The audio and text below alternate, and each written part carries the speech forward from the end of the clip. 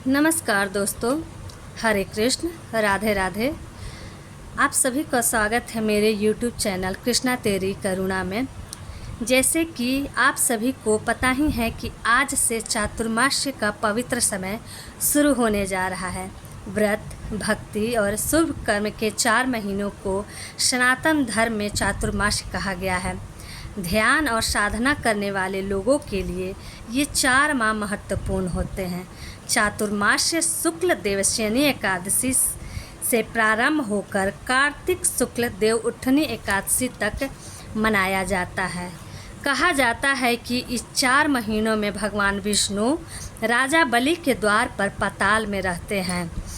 इसी कारण इन 4 मासों में कोई भी मांगलिक कार्य जैसे विवाह, नवीन गृह प्रवेश, सगाई, मुंडन जैसे कार्य नहीं किए जाते हैं। दोस्तों, चलिए अब आगे की वीडियो में जानते हैं कि इन 4 मासों में क्या क्या नहीं खाने चाहिए। चातुर्मास व्रत विधि क्या है, चातुर्मास व्रत में क्या दान करने चाहिए जिससे हमें पुण्य मिले। तो दोस्तों, चातुर्मास में पान, दही, तेल, बैगन, साग, शक्कर, मसालेदार भोजन, मांस, मदिरा, नमकीन खाद्य पदार्थ आदि का सेवन नहीं करना चाहिए।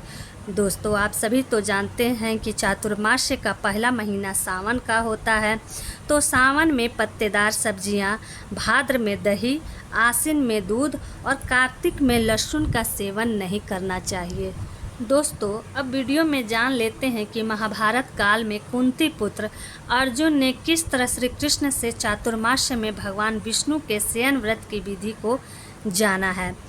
कुंती पुत्र अर्जुन ने कहा, हे कमलनयन, हे त्रिलोकीनाथ, भगवान विष्णु का शयन व्रत किस प्रकार किया जाता है, कृपा कर विस्तार पूर्वक बताइए। श्री कृष्ण ने कहा, हे कुंती पुत्र अर्जुन, अब मैं तुम्हें भगवान श्री हरि के शयन व्रत का विस्तार से वर्णन सुनाता हूँ। इसे ध्यान पूर्वक श्रवण करो। सूर्य नारायण के कर्क राशि में होने पर भगवान विष्णु शयन करते हैं और जब सूर्य नारायण तुला राशि में आते हैं तब भगवान जागते हैं। अधिक मास के आने पर भी विधि इसी प्रकार रहती है। इस विधि से अन्य देवताओं को शयन नहीं करना चाहिए। दोस्तों, आषाढ़ माह के शुक्ल पक्ष के एकादशी का विधि पूर्वक उपवास करना चाहिए। उपवास में रहते हुए सर्वप्रथम विष्णु की मूर्ति को स्नान कराना चाहिए। फिर पीले या श्वेत वस्त्रों को धारण कराकर उनका धूप, दीप और नैवेद्य से पूजन करना चाहिए। विष्णु भगवान को तकियादार शैया पर शयन कराना चाहिए और फिर श्री विष्णु की इस प्रकार स्तुति करनी चाहिए, हे प्रभु, मैंने आपको शयन कराया है, आपके शयन से संपूर्ण विश्व सो जाता है।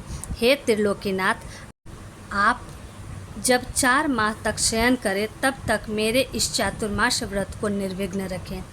दोस्तों, भगवान विष्णु की स्तुति करने के उपरांत शुद्ध भाव से मनुष्यों को दातुन आदि के नियम को ग्रहण करना चाहिए। चातुर्मास्य उपवास देवशयनी एकादशी से लेकर के देव उठनी एकादशी तक करना चाहिए। द्वादशी, पूर्णमासी, अष्टमी या संक्रांति को उपवास शुरू करना चाहिए और कार्तिक माह के शुक्ल पक्ष की द्वादशी को समाप्त कर देना चाहिए। दोस्तों, इस उपवास से प्राणी के सभी पाप नष्ट हो जाते हैं। जो मनुष्य इस उपवास को प्रतिवर्ष करते हैं वह सूर्य के समान दिव्यमान बनते हैं और अंत में विष्णु लोक को जाते हैं। चातुर्मास्य के दिनों में जो मनुष्य भगवान विष्णु को दही, दूध, घी, शहद और मिश्री आदि से पंचामृत से स्नान कराते हैं वह वैभवशाली होकर अनंत सुख भोगते हैं।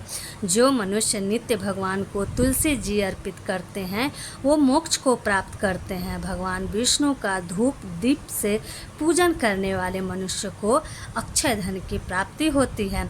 भक्ति पूर्वक भगवान का चरणामृत लेने वाले मनुष्य इस संसार के आवागमन के चक्र से मुक्त हो जाते हैं।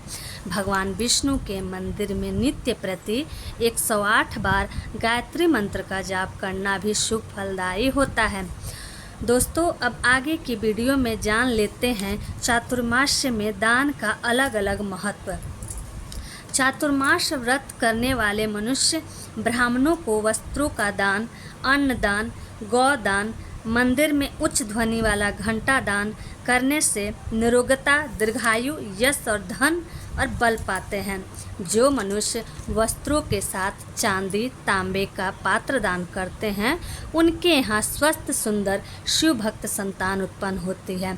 चातुर्मास्य व्रत के पूर्ण होने पर जो मनुष्य शय्या दान करते हैं, उनको अक्षय सुख की प्राप्ति होती है और वे कुबेर के समान धनवान होते हैं।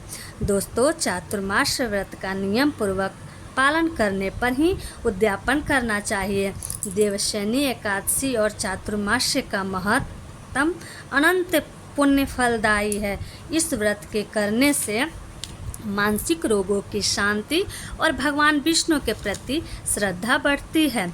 चातुर्मास्य भगवान विष्णु की कृपा प्राप्त करने के लिए लगभग 4 मास तक किया जाने वाला व्रत है। इस व्रत को देवशयनी से देव उठनी एकादशी से जोड़ने से भगवान के प्रति अपना अनुराग सुदृढ़ होता है। तो दोस्तों, ये वीडियो आज की चातुर्मास्य स्पेशल अगर आपको अच्छी लगी तो वीडियो को अपने दोस्तों के संग शेयर करें, लाइक करें और बेल आइकन को दबाना न भूलें। फिर मिलते हैं अगली वीडियो में। तब तक खुश रहें, स्वस्थ रहें, मस्त रहें, हरि गुण गाते रहें। जय श्री कृष्ण।